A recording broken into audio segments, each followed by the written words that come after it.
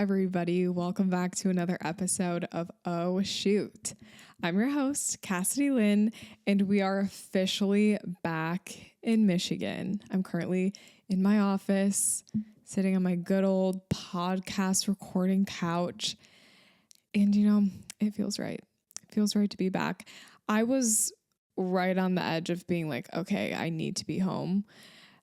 Just traveling for that long is just a lot. Like 3 weeks was, it's fun. We did it last year. We did it the year before, but I don't know. It's just a lot. So I'm so happy to be back, to have my shower, my bed, my closet, my office, all the things. Obviously I'm not on the West Coast anymore. In California, Cassidy is a different vibe. I will tell you what, she is carefree. She's a new person. She'll surf if you want her to. She doesn't need to curl her hair. She doesn't need to do her makeup. Michigan Cassidy, not so much. I feel like I'm just a little more uptight here, which, good and bad things. I've got my routine, whatever. It's good. But sometimes it's good to let loose too. So we're back in Michigan. And this episode, I have been thinking about making for a while and just really felt this inspiration to make this episode this week. Just, me getting home after being on the road, being like, okay, wedding season, busy season is starting kind of soon. First of all, where did slow season go? What happened? Because it's like almost already April. That's crazy.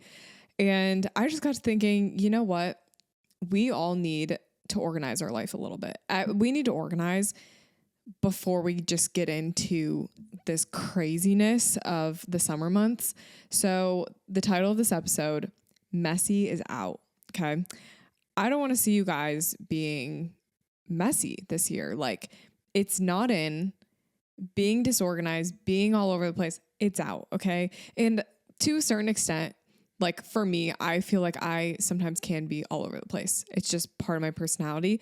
But I think there are areas we can all like control in our lives that can be organized and can be put together. So messy is out, organized is in. And in this episode, we're going to talk about how you can stay organized for this upcoming busy season and how it's going to benefit you. It really will. So let's get into a few life updates to start.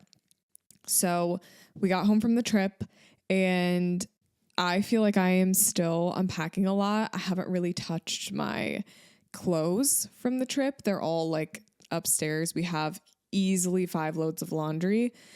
So that's a little bit daunting. I'm honestly considering, this is going to sound bad, but I'm considering using like a laundry service because that's how much laundry we have. I'm seriously just like not into it. I found like a laundry app that my cousin uses called Poplin.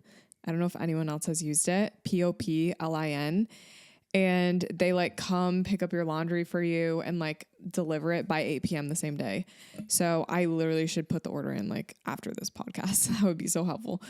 So I'm at the point I'm considering outsourcing my laundry and I'm also back on my Pilates grind. I was obviously off for a month and decided that it would be a good idea for me to do a plus class. So like a harder class than like I normally do for my first class back. And literally this morning I woke up and I was like, I cannot move.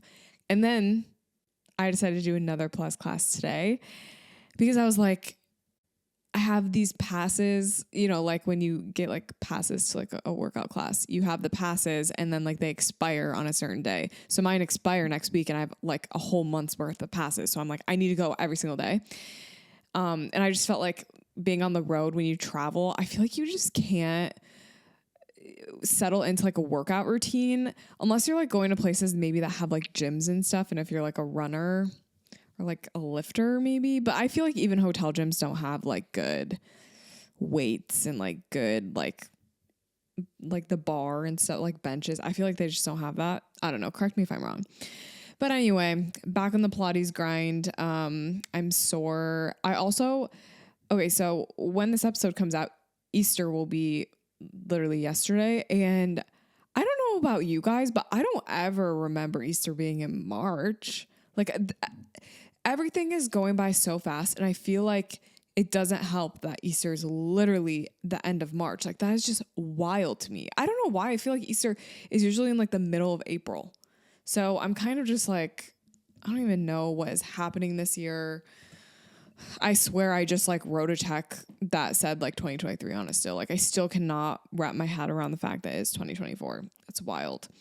Okay, let's see what else. Oh, guys. I got, and this is photography related.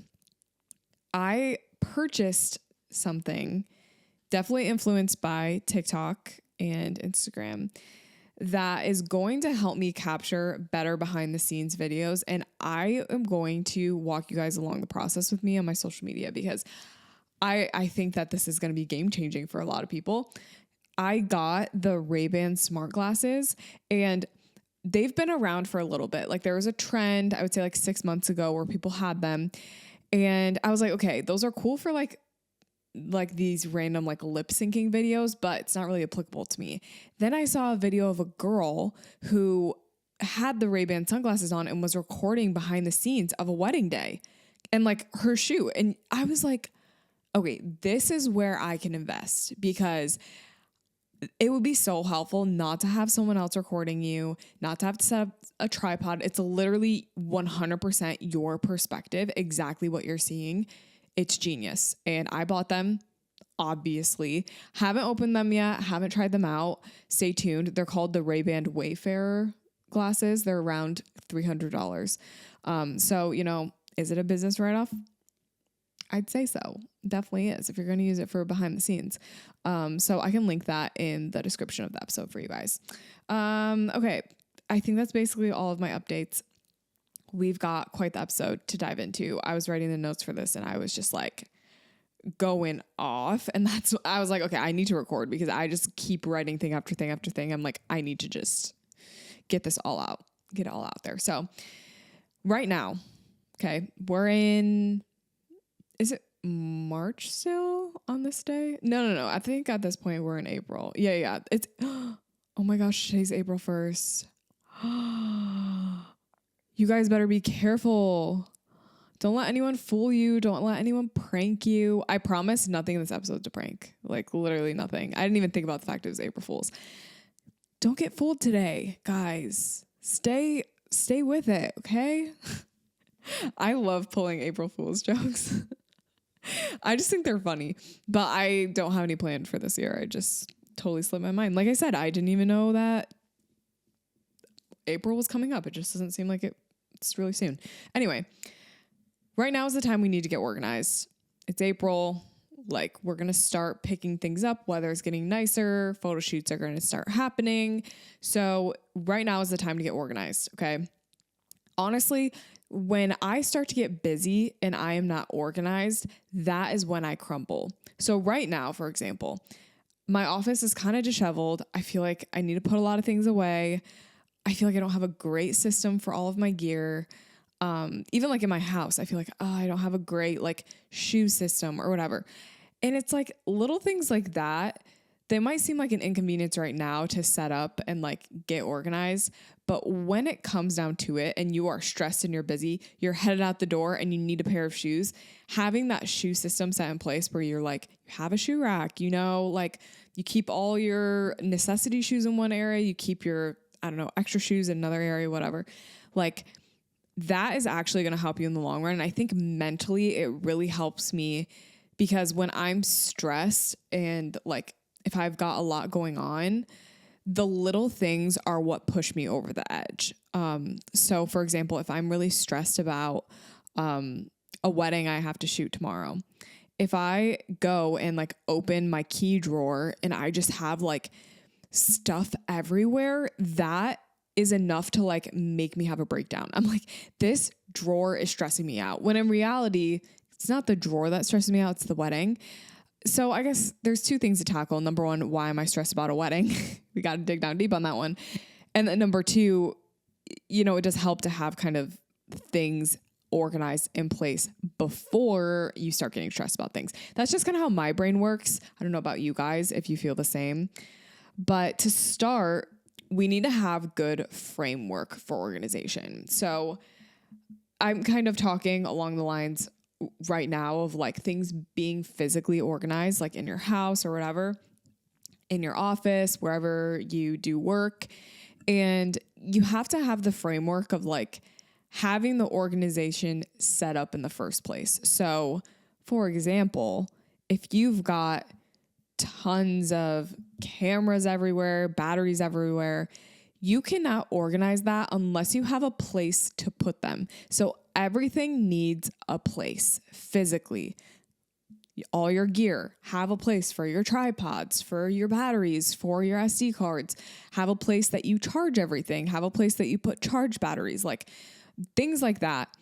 But I'm also talking about like the metaphorical, everything needs a place. So if you have a thought of, oh, I need to reply to this client email, you can't just leave it as a thought. You have to put it somewhere so that you'll actually remember to do it. For some people, I would say 10% of the population, they can have that thought and then remember later, and like it doesn't stress them out all the time that they have to like remember to do this thing. For me, if I think of something I need to do, I need a place for it. So I'll put it in my notes app, write a note. I'll be like, things I need to do. And then I put that thing, reply to this email. For me, that's the same equivalent as my batteries having a place to go. In my head, I need a place for my thoughts to go. Things that need to get done, I need a place for those thoughts to be carried out. And it could look different for you. I know people that do like a sticky note system. If they're like sitting and working on something, but then they have an idea, they literally write it on a sticky note and then put it in a little jar. And then when they are trying to figure out, okay, what's the next thing I need to do? They go to that jar and start pulling out tasks that they thought of earlier. So you just need to have a place for everything to go physically, but also mentally, like in your business. Do you have a place for your business emails to go? Like, are you doing all your emails on Honeybook? Are you doing them all in your email? Okay, those are good things to think about. Like, is there a place for everything? If someone reaches out to you and responds to you in email or something, do you have a place for that response to go where it's not stressful for you to like you read the email and now you're like, oh, I feel like I have to reply because I read it. Like, do you have a place for things to go where you can come back to it? Okay. So think about the organization of things virtually, mentally, as well as physically. So I've got a couple different things that we're going to organize today. Okay. So buckle up. First thing we're going to organize, very, very basic, your SD cards. Okay. And this is something that I actually ran into on my road trip. Let me explain. So I had like a whole SD card case just full of like all my SD cards I wanted to bring for the trip. Like it was like 6 SD cards maybe. And I have this little thing, has all my SD cards in it. And I thought I just kept it in my camera bag. Like I just thought the whole trip it was in my camera bag.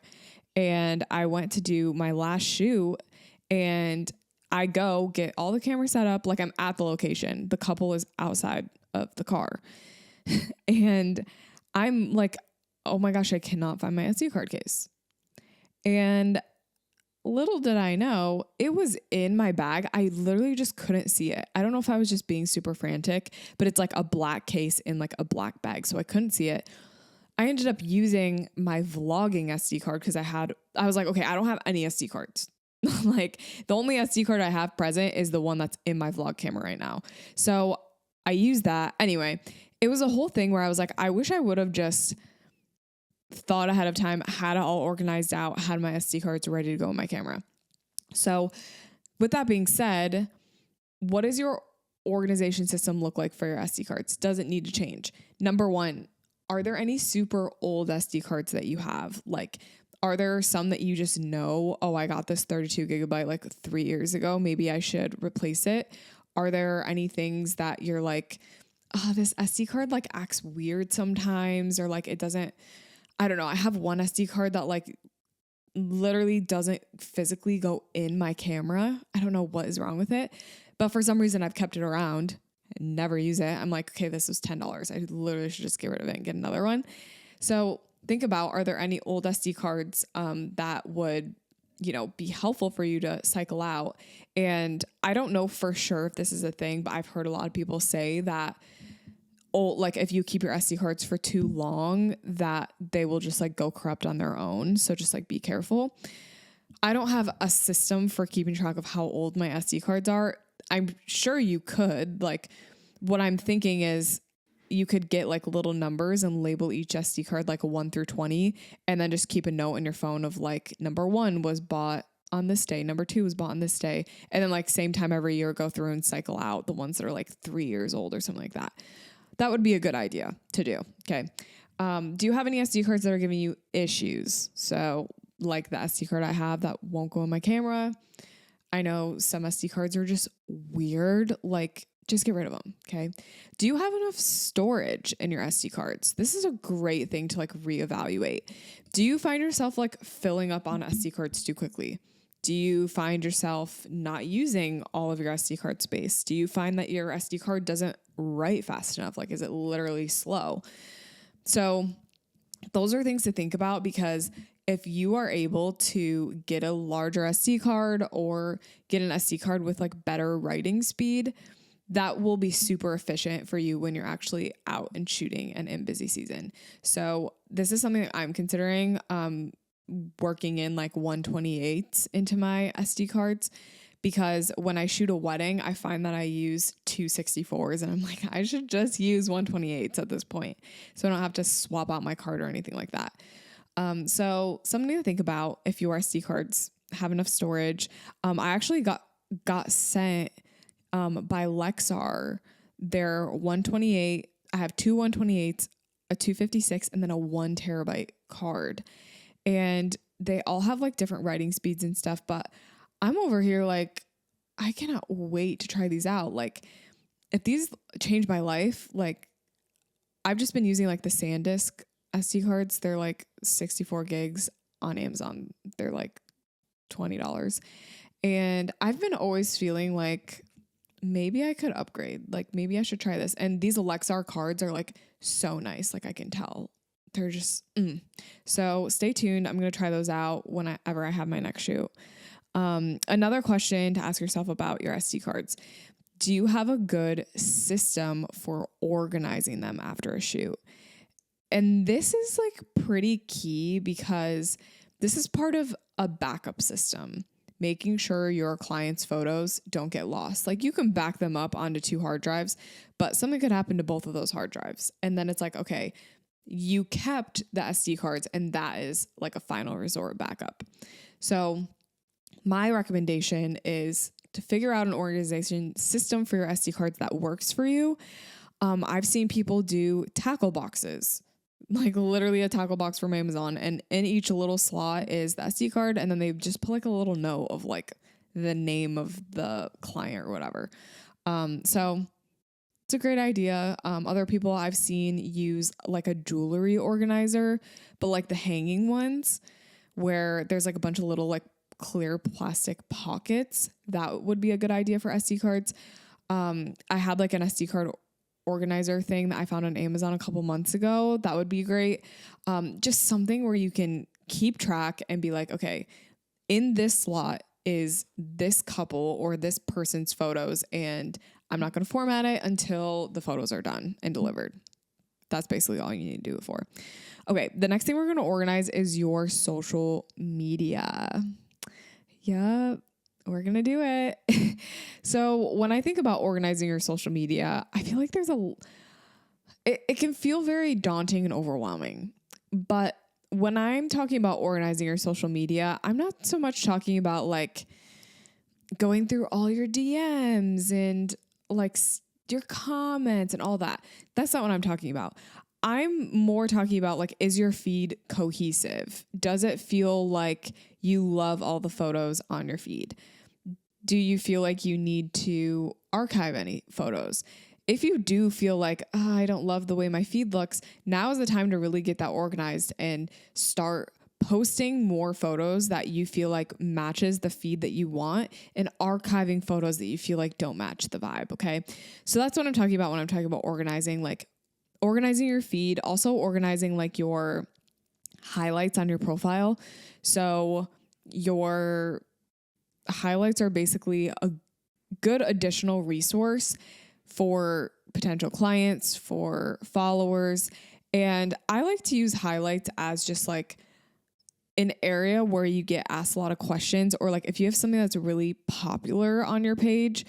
So for example, my photo critique Fridays were really popular, and I would put those in a highlight because a lot of people were saying, oh, this is so helpful. I love this.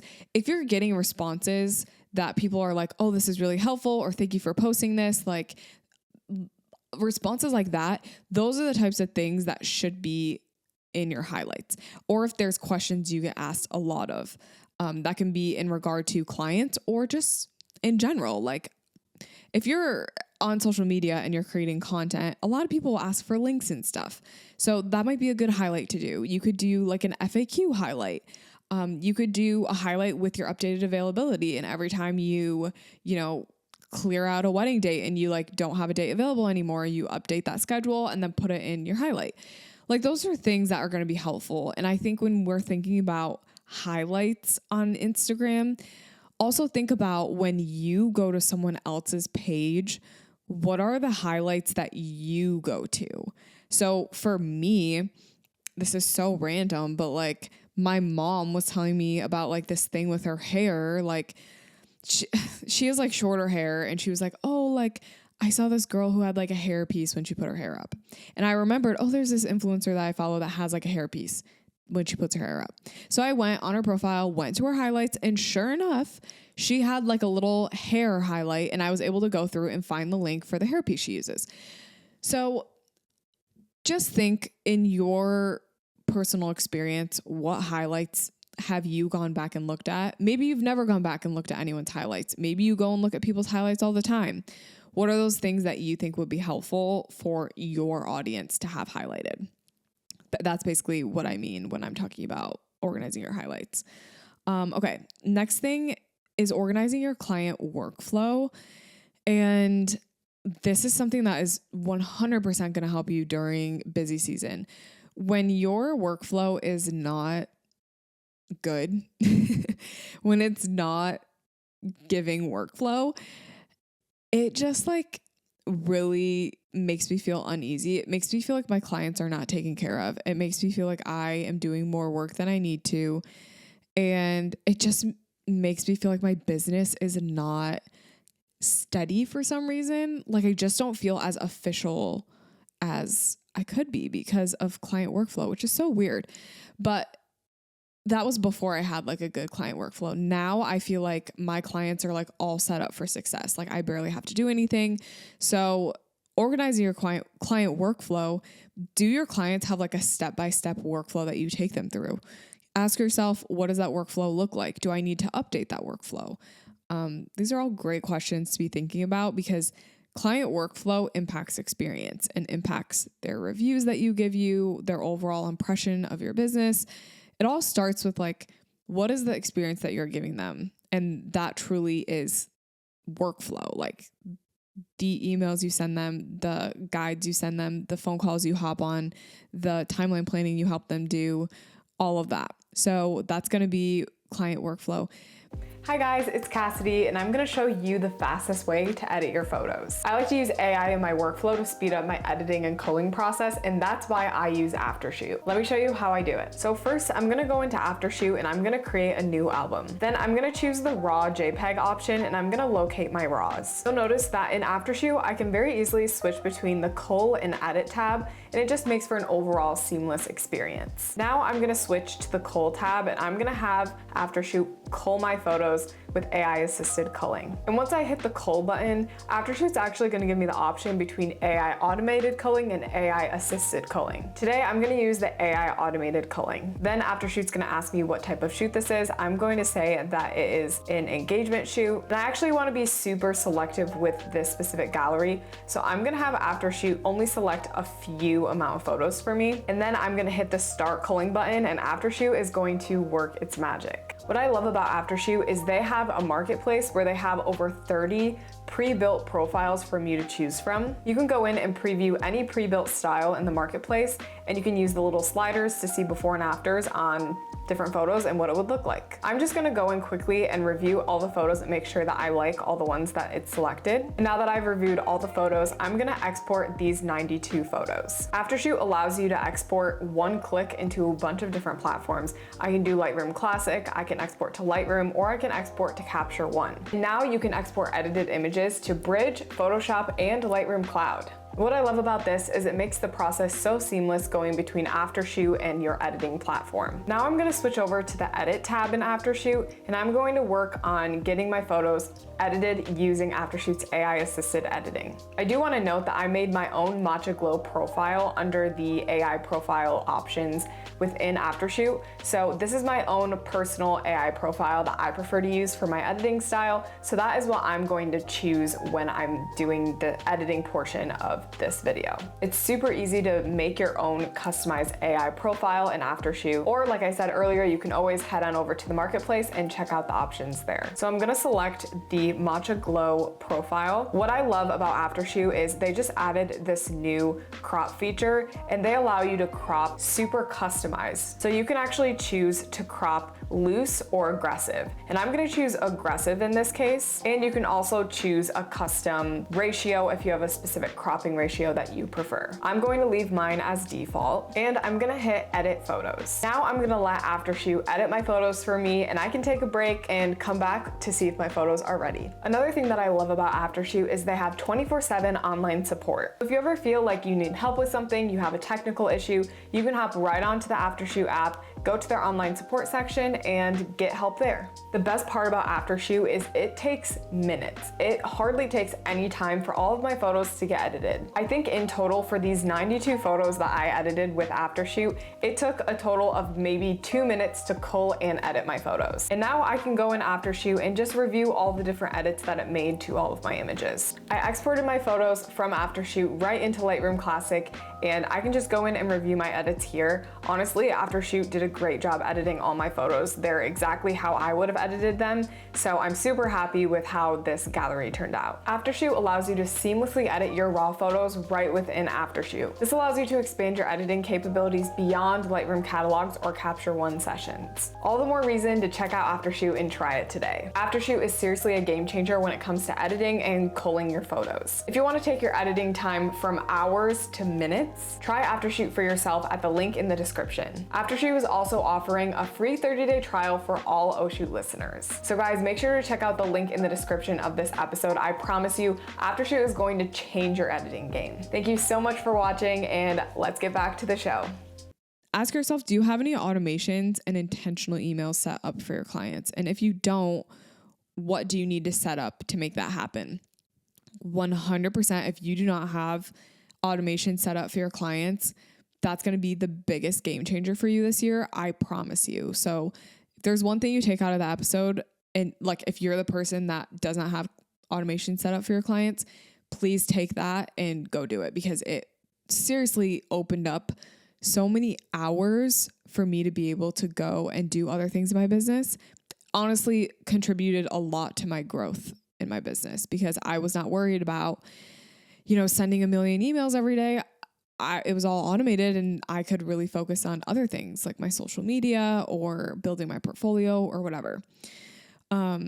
So another thing when it comes to client workflow, can you make your client workflow like more effective for you, but also for them? So can you make your client workflow like more effective for your client, but at the same time, less work for you?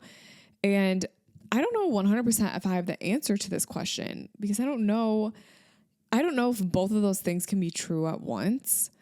I think they can be, but something that's less work for you sometimes results in a sacrifice of maybe it not being super effective for your client. Because if you're doing like generic client emails that you send out like periodically, they're going to have to be generic enough that they're not specifically talking to like a specific pain point or an issue that your client has, like it's a generic email template. So you're not really able to personalize it in that way. Therefore, it's easier for you, but maybe not as effective for your clients. One thing that could be less work for you, but also effective for your clients is doing just like a quarterly call with all your clients. And, that in itself is automated. The email that you send them is automated, the check-in email, it's like a scheduling link and all that. So less work for you, but then it's also effective for your clients because they can get on these calls with you and just let you know like what they need help with or whatever. Just like the fact that they have the option basically to hop on a call with you. So that would be a good thing to do just to kind of organize your client workflow a little bit. If you're not already using HoneyBook or like some sort of client management system, you got to do it. You absolutely have to do it. I mean, it's not even just for photographers. Like my sister got into wedding planning this year, or no, last year. And the first thing I told her was like, girl, you have to use HoneyBook. And she told me like after a month, she was like, I don't know what I would do without HoneyBook. It is crazy. It's so amazing.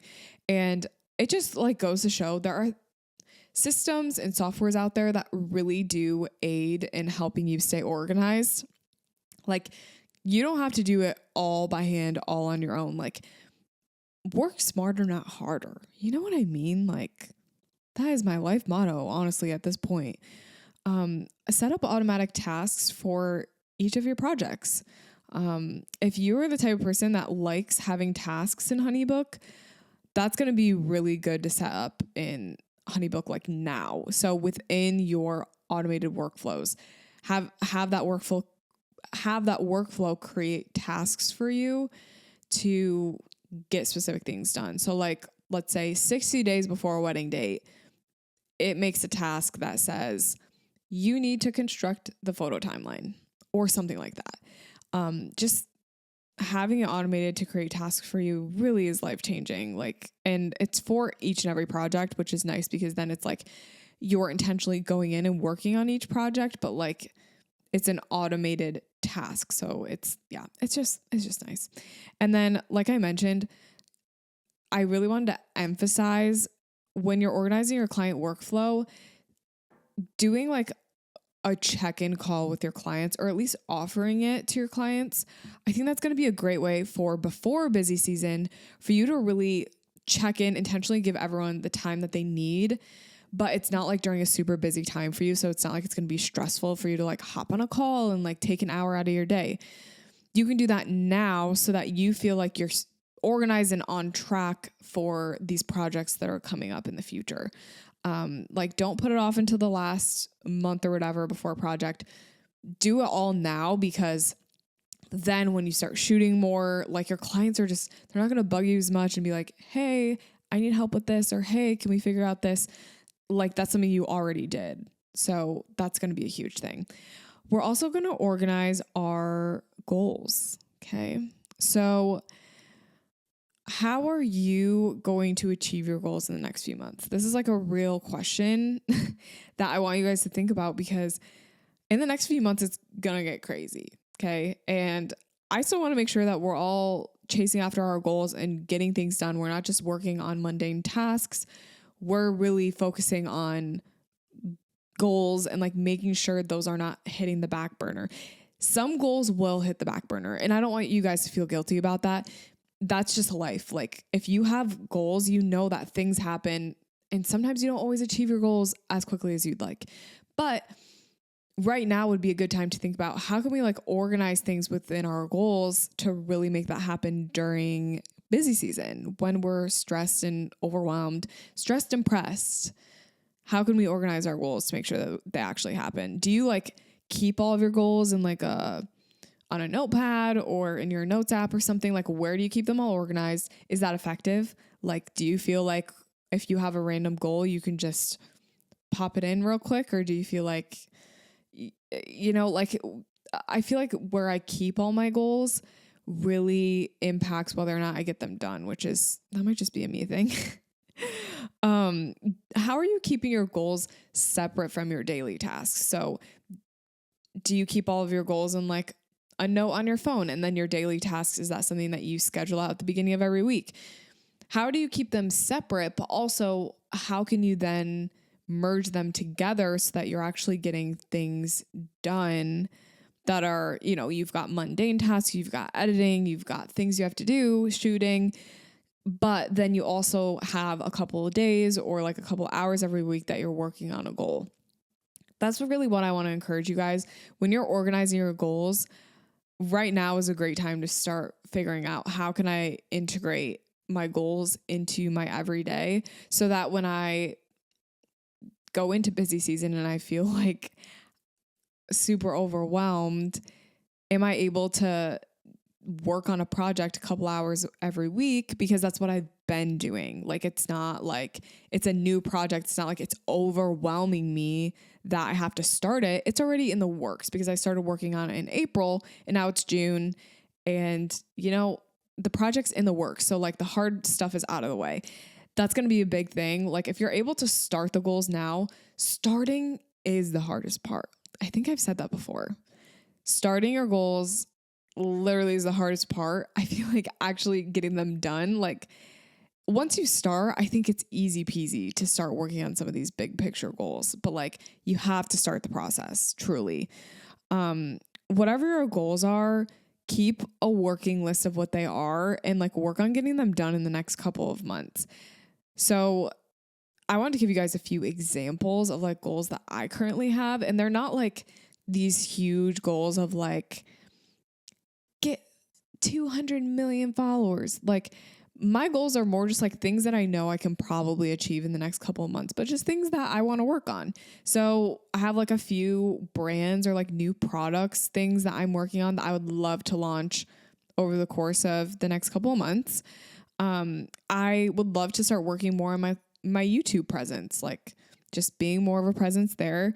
I want to get better at recording behind the scenes by myself and doing better behind the scenes videos, content for my socials, but also for my YouTube. And just like in general, it's good to have that content. So I want to get better at doing that.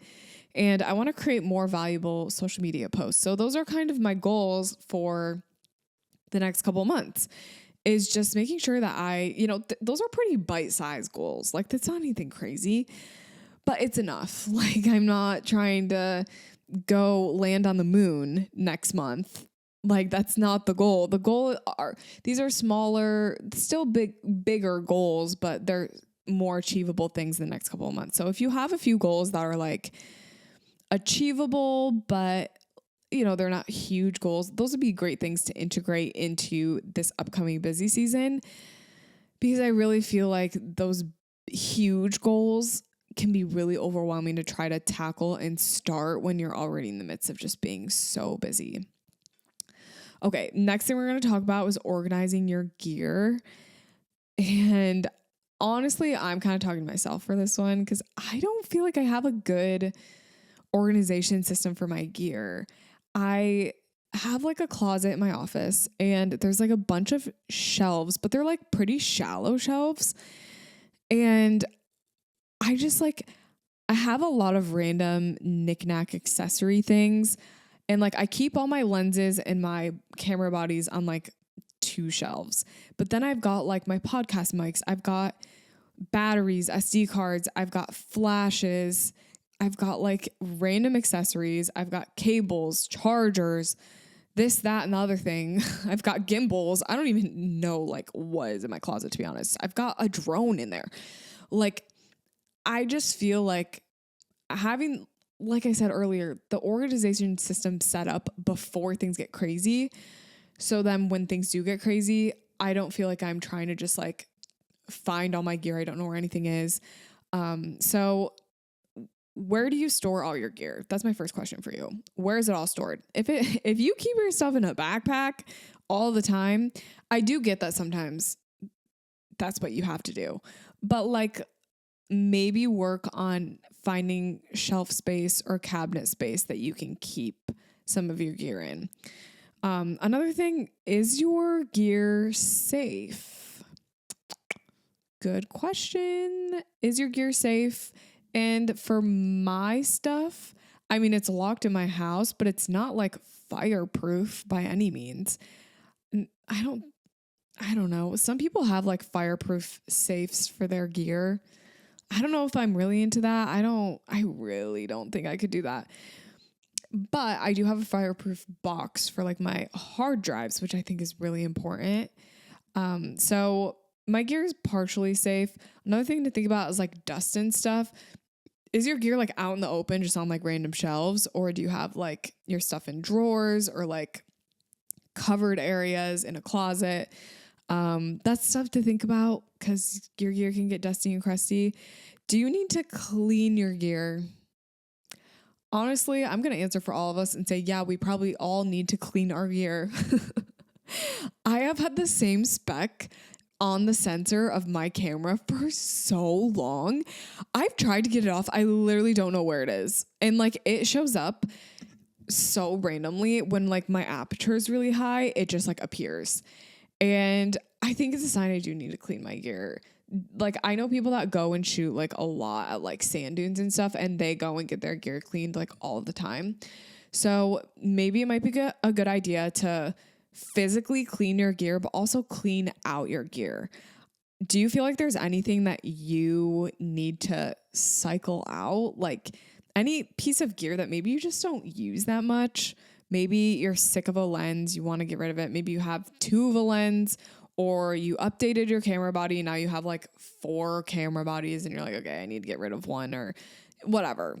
Selling stuff, like these are things I avoid because I almost feel like I don't even know where to sell my stuff. I don't even know. I don't know. I literally don't know because I don't want to get scammed on Facebook Marketplace. So it kind of, me feeling like I don't know something results in me feeling paralyzed, not able to do it because I don't have the solution. I'm not even going to start it. And that's how I feel about organizing my gear sometimes. Like there's stuff I need to get rid of, but I just feel like I can't because I don't even know where to start. Like I don't know how much to charge for this lens. Anyway, this might be a good thing to think about if you have stuff that you need to sell or I don't know, get rid of. Like I have 3 camera bags right now. I'm like, okay, I don't need all these. And that's like a hard thing for me. I mean, I am an influencer, so I get sent stuff. And I feel like sometimes it's like the presence of more stuff is not the solution. Like having more options for me is more stressful because it's like, there's just too much stuff. I'm overwhelmed. Now, obviously, I'm so grateful that people send me things and like I don't have to pay for them. But at the same time, there's pros and cons to both things. Okay, back to organizing your gear. Do you have like a good system of organizing it where you can like grab it, go, put it back, etc.? That's something I worked on when we moved into this house and I got like my closet for my gear.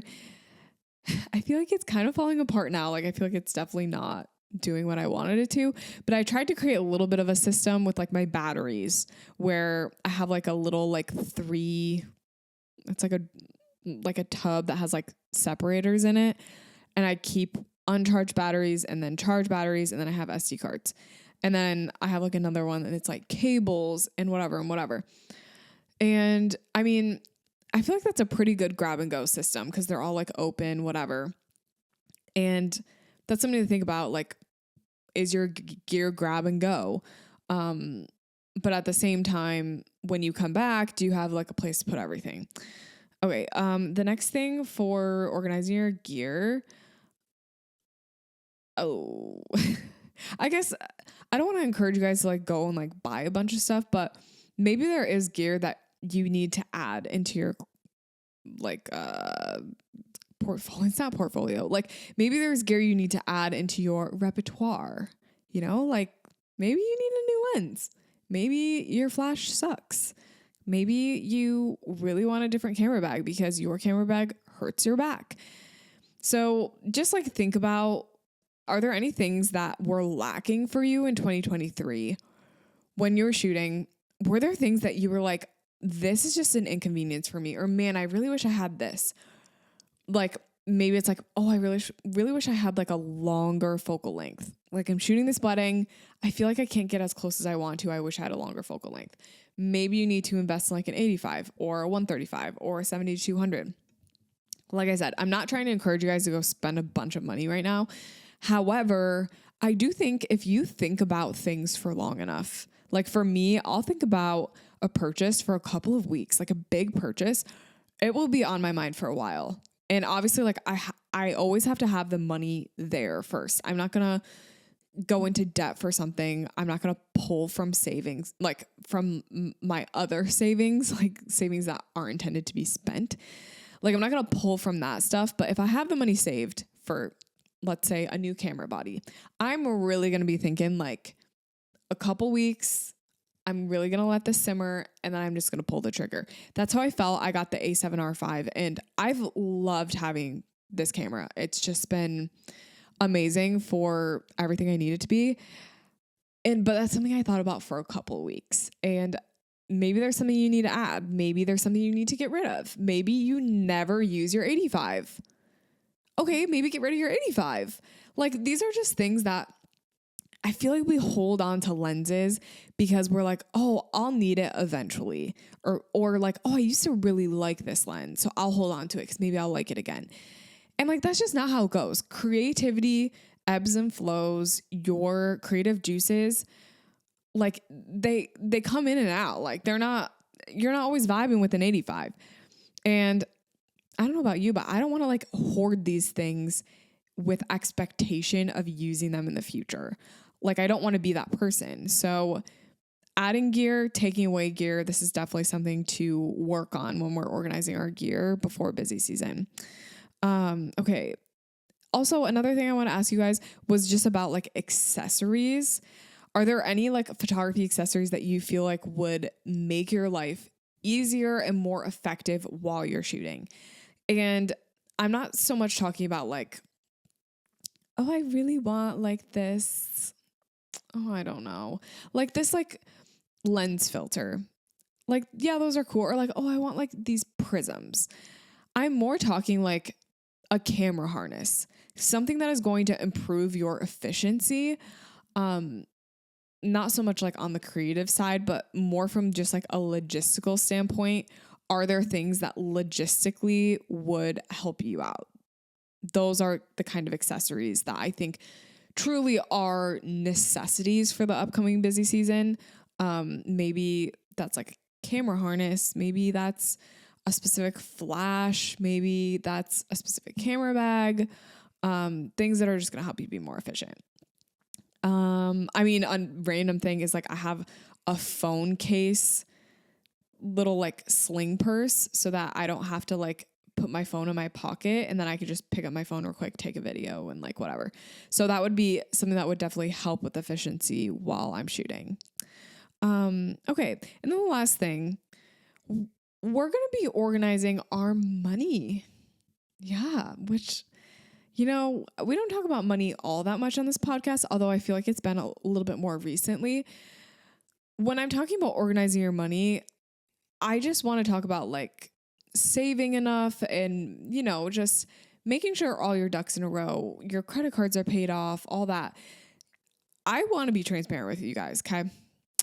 Over my road trip, I got a call from my tax guy, and basically he had done my taxes and told me I owed way more money than I had saved for.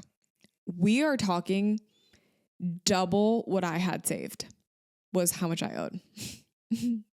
Okay? Which is just awesome. You know, that's just great.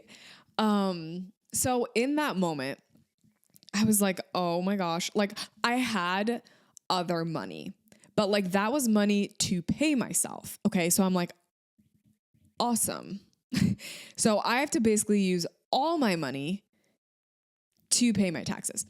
And what ended up happening was we didn't have proper communication between him and my financial advisor. And then we found out, oh, I contributed to like retirement accounts and stuff, which brought my taxes down significantly.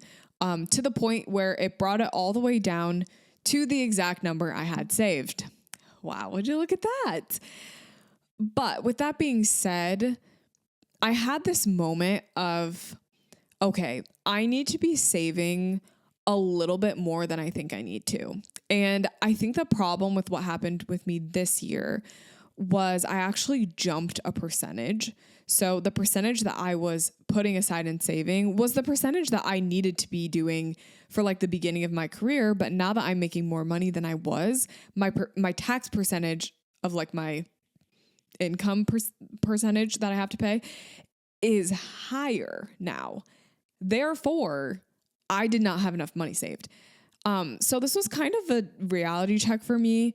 And I was like, okay, I'm going to save more than I need to, like even beyond what I need to for taxes, and just really lay low on spending, because I would rather just make sure I have the money and not feel absolutely screwed when that phone call comes in and my guy's like, hey, you have to pay double what you thought you had to pay. Yeah, it just was a lot. And when we're talking about money, I just want to make sure that you guys are saving the amount of money that you need to. Are you saving 30% of all the income that comes in? Every single thing you get paid for, every single thing that's considered income, 30% of that needs to be set aside. I've started saving 40%, guys, which really hurts me. I am like literally half of my income is going towards taxes. Cool. And I've actually been doing some strategic work trying to figure out how I can reduce my like tax number at the end of the year. Like there's certain purchases you can make or certain retirement accounts that you can contribute to that will bring that number down. I'm not a financial advisor, so I don't know exactly like what that stuff looks like, but overall, like you need to be saving at least 30%. I should have been saving 35. Now I'm saving 30. Now I'm saving 40. Like I'm just making sure that money is there just in case. Can you start saving for any gear that you want? Like right now, is there any gear that maybe when I was talking earlier, you're like, oh, I could use a 70 to 200, or I would really love this piece of gear. Now is the time to start saving for that, because if you're able to get that gear sooner, the better, because it'll really help you when you are actively shooting. So start saving for that stuff now. So, you know, in a couple of weeks or a couple months, you do have the money and it'll kind of be like a fun little piece of gear that you can get during busy season. Last thing I wanted to talk about is just how I like to organize my money. I don't think I've talked about this in a while, but I have like a certain breakdown in my bank account of different things that I'm saving for essentially. So I have 5 different accounts in my bank account.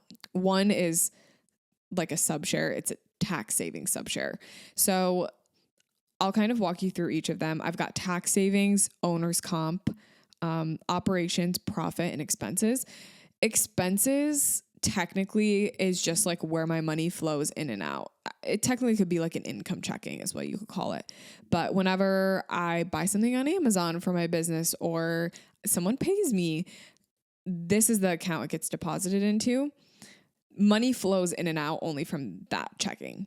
Then the other 4 sub-share savings accounts are tax savings, like I said, operations, which is, I don't know, like my Adobe subscription or my HoneyBook subscription, or even like gear. I'll say for gear in that too.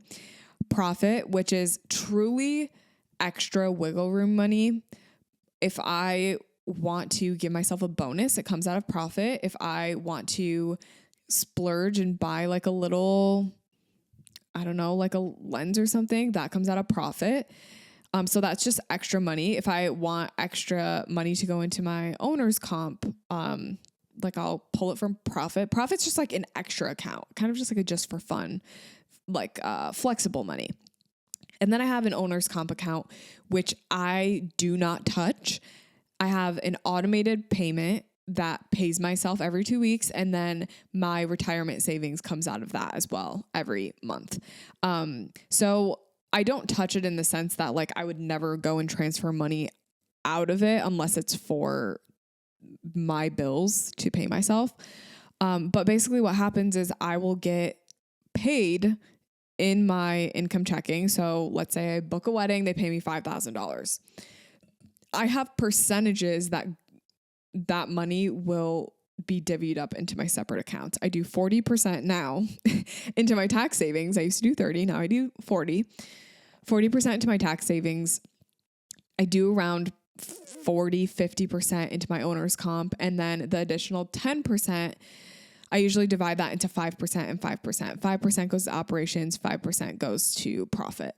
And it varies. Sometimes I want to save for something and I'll do a little bit more, or sometimes I have a couple of expenses and I'll do a little bit more into my operations that week or whatever. When it comes to my credit cards and stuff, I pay those off literally as soon as I can. Basically that comes right from my operations account, and like that money that gets paid off like within a couple of days of me making a purchase, because there's nothing worse than feeling like you have a bunch of money and then going and looking at your credit card statement and then it being so high and you're like, oh, I guess I didn't have as much money as I thought. So I just try to pay that off as often as I can. I have 2 separate credit cards. I don't know if I've talked about that. We're going on a tangent at this point, but it's the end of the episode, so whatever. I love travel credit cards and I just use it for travel, to be honest, but I started with the Delta card way back in the day. Loved it, closed it because, that's what I do. I get the cards, get the bonus and close them. Which isn't great for your, credit, just so you guys know. But, had that. And then I got like a Capital One Venture card. Loved that for a while, had that for a couple years, got rid of that. Now I have the American Airlines card. I don't remember the exact one I have. And then I have a Southwest card as well. And the nice thing about those is like when you sign up for them, they have like a sign-on bonus that if you spend $3,000 in 3 months, you will get like a certain amount of miles. And for me, my business definitely spends $3,000 in 3 months. Like it spends $3,000 in a month. So it's not hard for me to like hit those spend limits or like the spend thing, because like, it's just like, those are normal expenses that I have in my business. So I will literally get these cards and then I'll have like a bunch of points and then I can use those points for any travel that I want to do. So I can cover my flights. It even covered, my hotel in, where was I? Italy, like one of the hotels I used my travel credit for. So, yeah, I've seriously loved travel credit cards. They're game changing, especially for my business, just like kind of helping me making more sense of my money, in that way. And also while we're on the topic of organizing money, I've also been keeping my money in CDs. I don't know if I've talked about this or not, but I mentioned I have a financial advisor, and basically what I do is throughout the year, I have like a lump of tax money. I said 40% of my income is going towards this savings account, where it's just sitting there. So what I'll do is I'll put my tax money in a CD and I just make sure that the CD becomes available before I need to pay my taxes. And those CDs have like a 6% APY, I think is what it's called. I don't understand a ton of it, but basically it's just like your money is making money. It's collecting interest in a high yielding account, like a CD.